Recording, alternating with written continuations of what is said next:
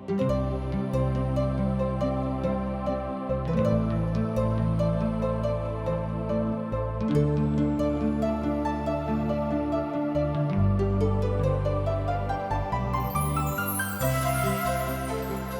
मनुष्य की जिंदगी पाप के कारण तरह तरह की विपत, उलझन और अशांति में पड़ के सही रास्ता से भटक गइल बा। ओके पता नहीं खे कि सही रास्ता का है। यह बतावे बदे TWR जिंदगी की राह कार्यक्रम प्रस्तुत करता कि हर आदमी जिंदगी का उद्देश्य समझ के सही रास्ता पर आगे बढ़ सके, जौना से ओकर मेल मिलाप परमेश्वर से हो जाए। ये कार्यक्रम बाइबल की विधिवत अध्ययन पर आधारित बा। कृपा करके एक कार्यक्रम के देखी और सुनी ताकि परमेश्वर आपकी जिंदगी का रास्ता बतावे वाला ठहरस। हाँ तो प्रिय मित्र, प्रेरितों के काम के किताब के कबहुओं 5वां सुसमाचार कहल जाला।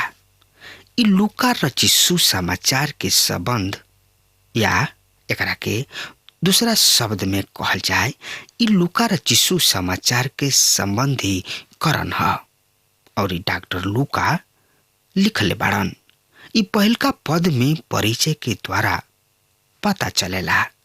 लूका के लेखनी के अध्ययन कैला के बाद महोदय विलियम रामसे इ घोषणा कैले कि लूका एगो महान इतिहासकार रहन। प्रेरितों के काम के अनुसार विभिन्न प्रकार से बहुत ही महत्वपूर्ण बा। इस सुसमाचार सब और पत्री सब के बीच में एगो पुल के समान बा। नया नियम में प्रेरितों के काम के किताब के बिना एगो बहुत बड़ खाली पन बा। डॉक्टर हास्टन एह तरी लिख रहल बने, यदि प्रेरितों के काम के किताब ना होखित त एकरा जगह पर कुछऊ राखे खातिर ना होखित। मत्ती रचित सुसमाचार में जवन अंतिम बात लिखल गइल बा उ पुनरुत्थान ह, जवन की प्रेरितों के काम ओकरा पहला अध्याय में मिलता। मरकुस रचित सुसमाचार में मिलता।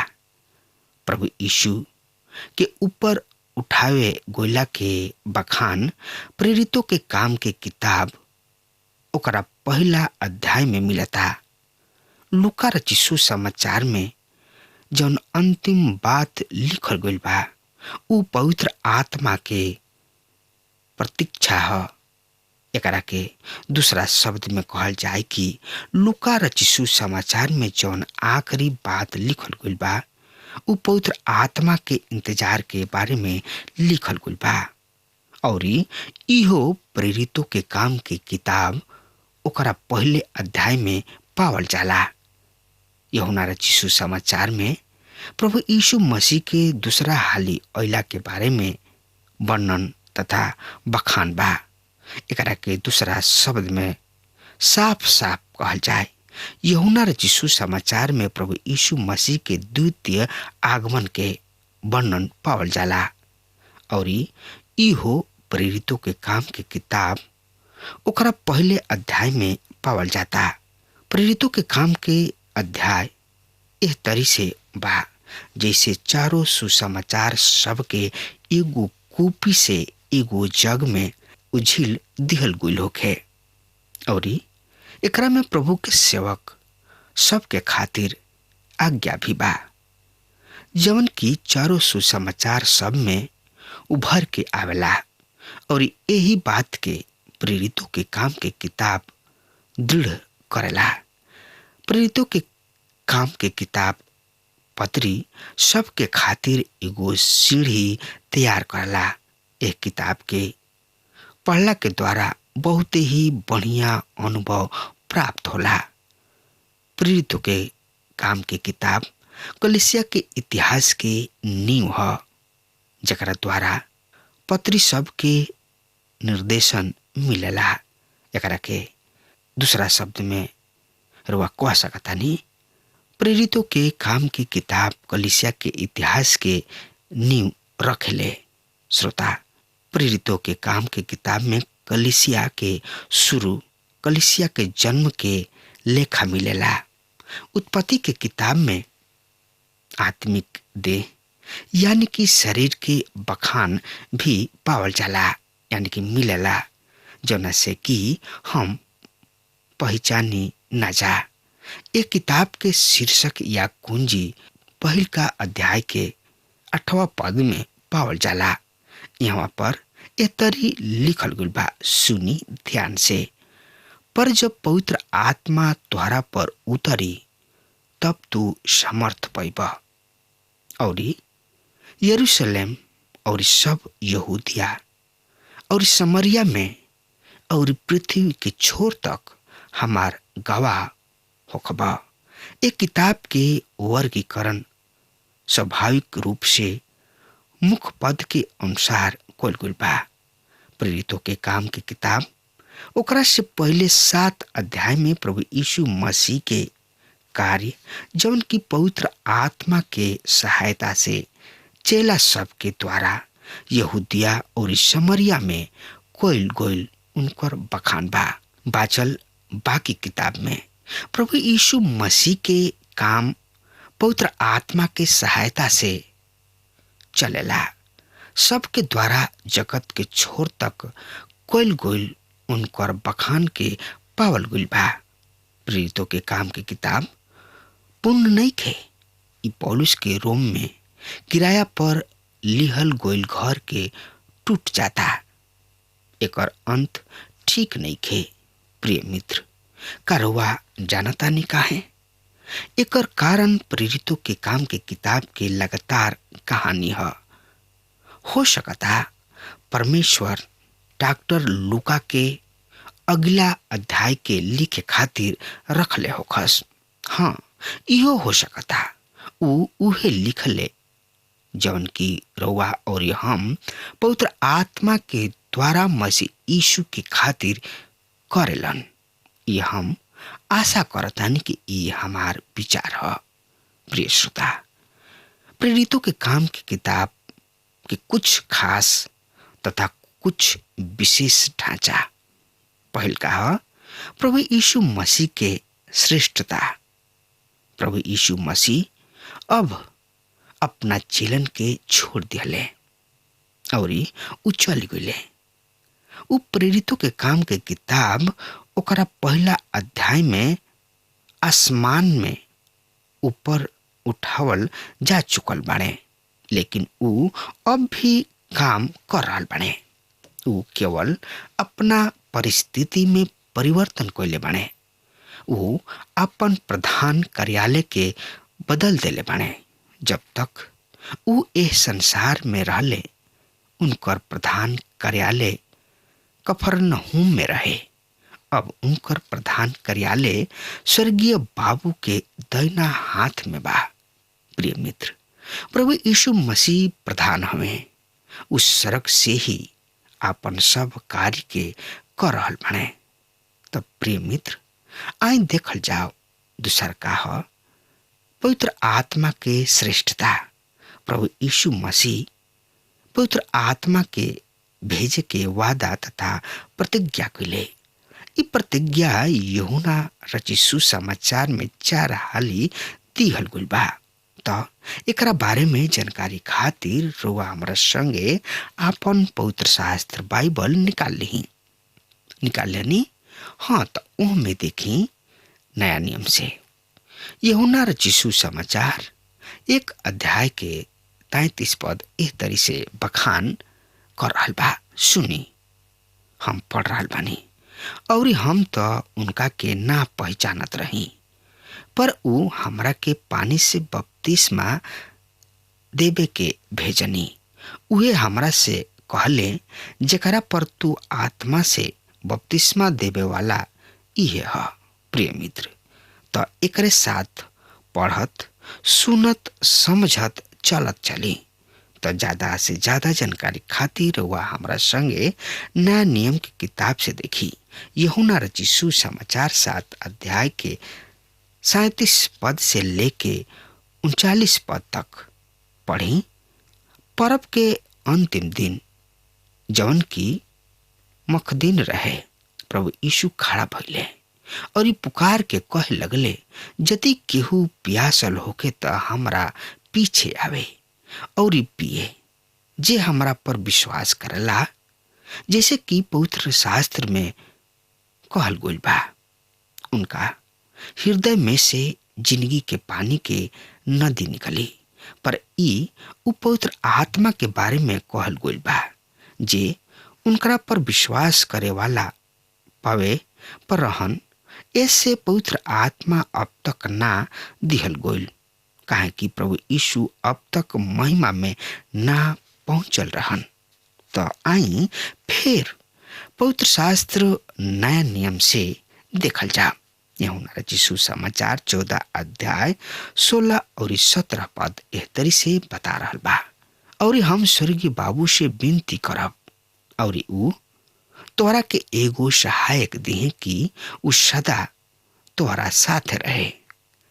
और सत्य के आत्मा जकरा के संसार ग्रहण नइखे कर सकत, पर तू उनका के जाना तड़ा, काहे कि ऊ तो तोहरा साथे बने और तोहरा में होई है। प्रिय मित्र, यूहन्ना 20 अध्याय के 22 पद यही तरी बता रहल बा, सुनी। और जब ऊ कह चुकले त ऊ उनका पर फूकलन और ऊ कहले, पवित्र आत्मा ल। प्रिय मित्र, यह प्रतिज्ञा प्रेरित के काम ओकरा पहल का अध्याय के 8वां पद में पावल जाता। हमने के सब पवित्र आत्मा की जिंदगी बिता रहल बानी जा। सबसे बड़ सच्चाई इस युग में ई है कि पवित्र आत्मा प्रत्येक विश्वासी सब के अंदर वास करेला। तीसरा का है कलीसिया के सामर्थ। प्रिय मित्र, कलीसिया में सामर्थ बा और एकरा में परमेश्वर की आत्मा कार्य कर रहल बा। पहला शताब्दी में जवन की पवित्र आत्मा के काम दिखाई पड़त रहे, अब वो दिखाई नहीं के पड़त। काहे? एकर कारण ई बा काहे कि पहला शताब्दी में कलीसिया सब में पवित्र आत्मा के कार्य बहुत ही गहरा रहे, यानी कि गहरात रहे। अतना गहरा की कार्य कोनो युग में दिखाई ना देला, चाहे जवन कुछ होके। ये पवित्र आत्मा के कार्य है जवन की विश्वासी जन के द्वारा करेलन।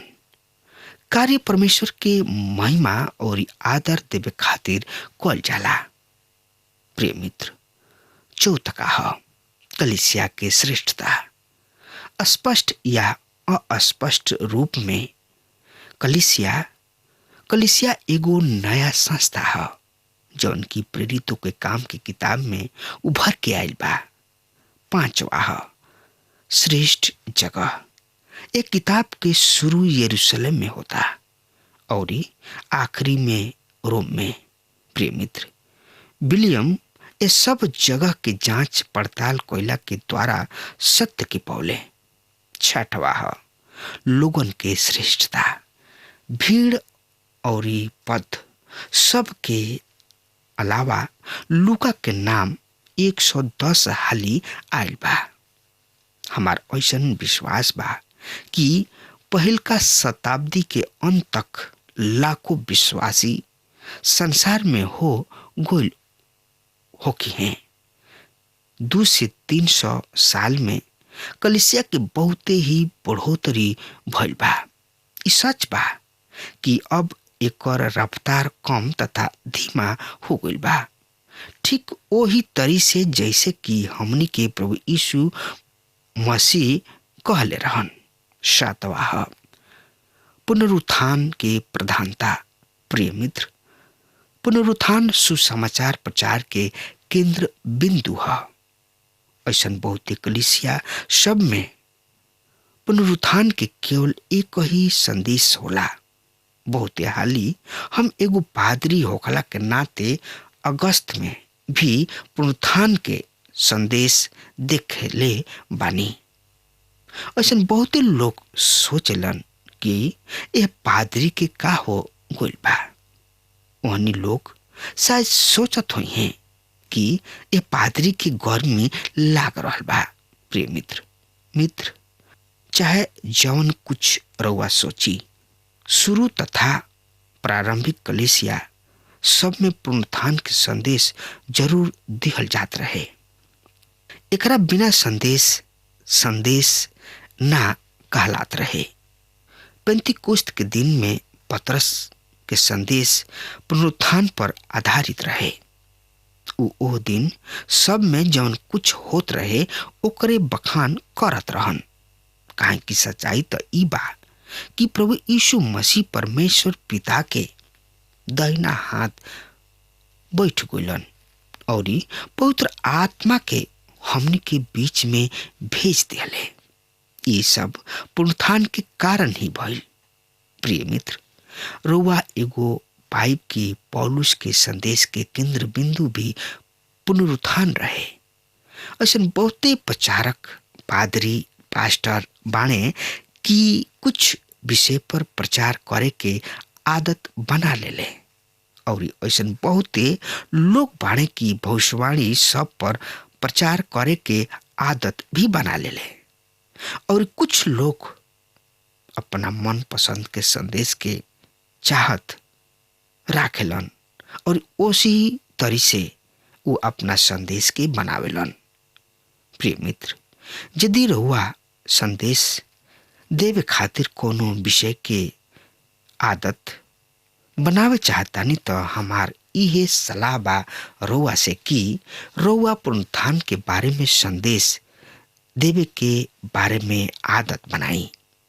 8वां प्रेरितों के काम की किताब एकरा पहले के भाग में पतरस के प्रधानता के बखान बा और अंतिम भाग में पौलुस के प्रधानता बा। एकरा अलावा दूसरा प्रेरितों के बारे में अतना ज्यादा बखान नहीं खे। एकरा खातिर परमेश्वर पिता की ने सही कारण हुई।